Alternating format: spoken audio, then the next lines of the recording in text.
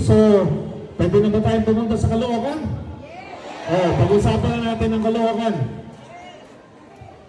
Noong mga nakaraang buwan, umiikot po kami sa iba't ibang sulok ng Caloocan. Yan, kasama po natin yung ating mga kasama dito sa Consejo.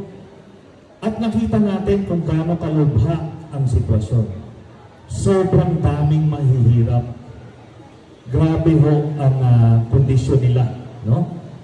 Grabe ang krimen. Dahil nga sa kahirapan, automatic tumataas ang krimen. Grabe din ang korupsyon. Dito pala sa Caloocan, pinipili ng City Hall kung sino yung makakatanggap ng ayuda. Tama po ba yun? Yan po yung korupsyon. Tapos, grabe ho ang baha na sinasabi nila, ginastusan na ng bilyon-bilyon na flood control projects. Di ba? So yan. Tapos ano pa? Yung basura, nakikita nyo, hindi kinokolekta.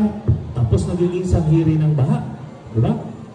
Tapos, yung lubak-lubak na kalye.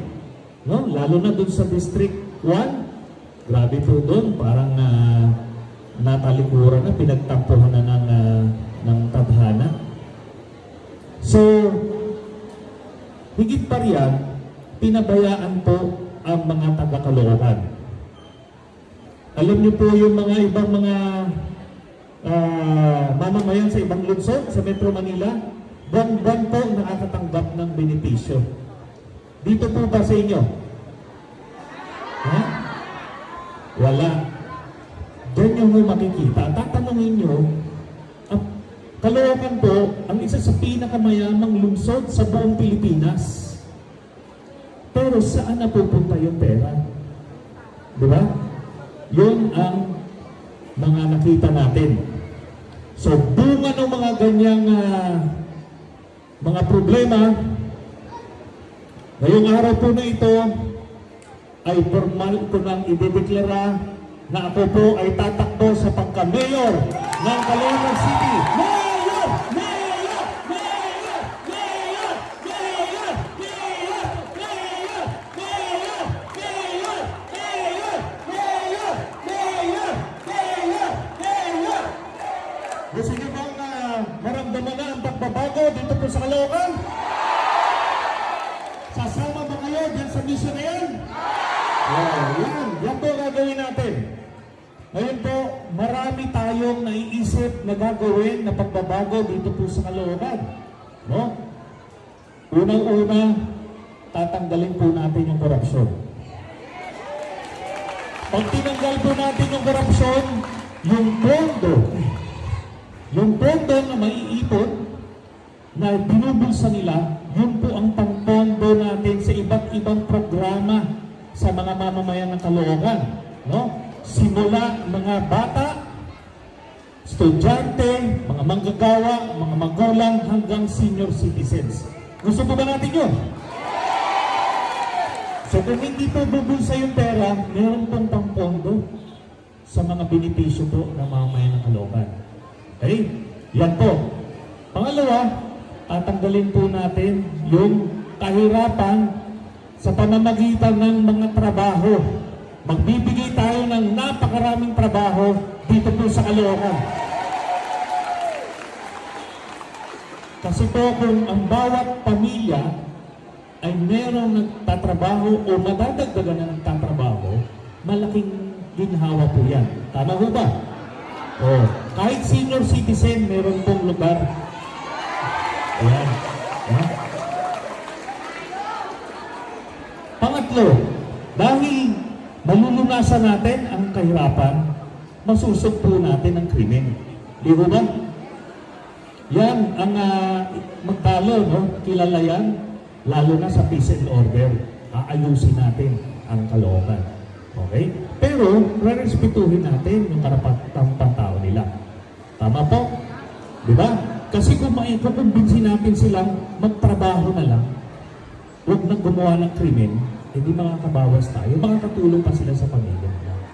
Yan po, no? Marami pa yung infrastructure, yung mga lubak-lubak na kalye na yan, napaka-basic po niya na ayusin natin yan. Yung basura po, ayusin natin. Alam niyo po, napapansin ko kahit saan, dito sa Caloocan, maghanap kayo ni isang basurahan, wala. Saan mo nga naman ilalagay yung basura?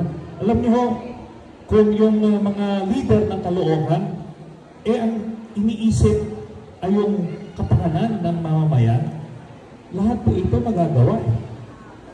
Di ba?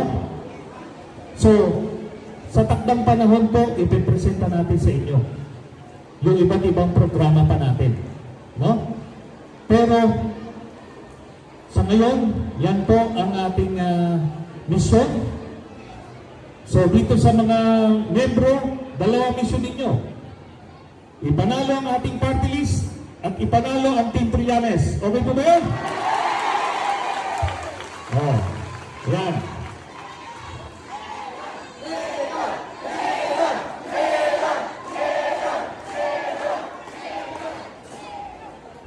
Salamat. At isa pa siguro sa babaguhin natin, pwede bang palatinan natin yung orange? Ha? Medyo masakit sa mata di ba? Ano po ang ipapalit natin? Blue! Ayan na blue. Di ba? Ang blue ang magiging kulay ng pag-asa at pagbabago. Di ba? Ayan. Oh, sa tutok ito, papakilala ko yung mga tutulong sa atin maghatid ng pagbabago. Okay po? Simula dito sa District 1, councilors natin, si Konsehal Miggy Bunat,